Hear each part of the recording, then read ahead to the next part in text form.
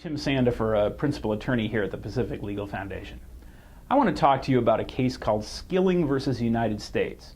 This is the criminal prosecution of Jeffrey Skilling, the CEO of Enron, and it's currently pending in front of the U.S. Supreme Court.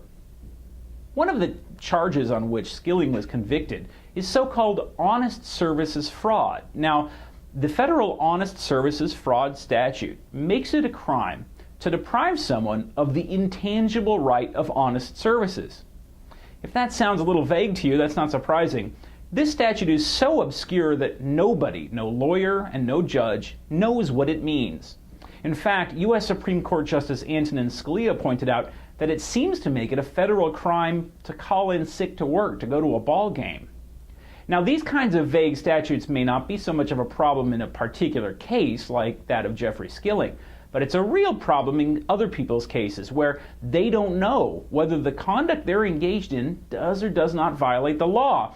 And in the case of businesses, it makes it more difficult for people to know whether to invest their money in economic expansion and job creation. There's another area in which this vagueness threatens economic development and prosperity in the United States, and that's a vague common law concept known as public nuisance. Now, the tort of public nuisance has been around for many years, and yet nobody, no lawyer and no judge, knows what is and is not a public nuisance.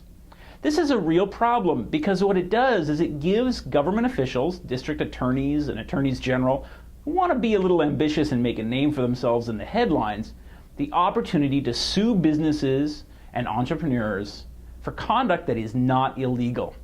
We've seen cases against General Motors for making and selling automobiles, for paint manufacturers for making and selling paint, for gun companies for making and selling guns.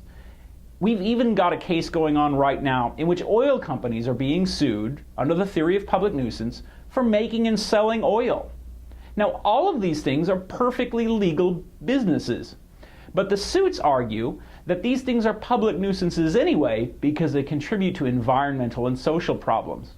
Now, perhaps it's true that making and selling oil or guns or paint is bad for society or for the environment in some way. That's why government should regulate certain businesses to protect the rights of innocent people. But this is not a question for courts, and it is certainly not a question that should allow prosecutors to bring people into court for vague, standardless provisions like this ancient theory of public nuisance.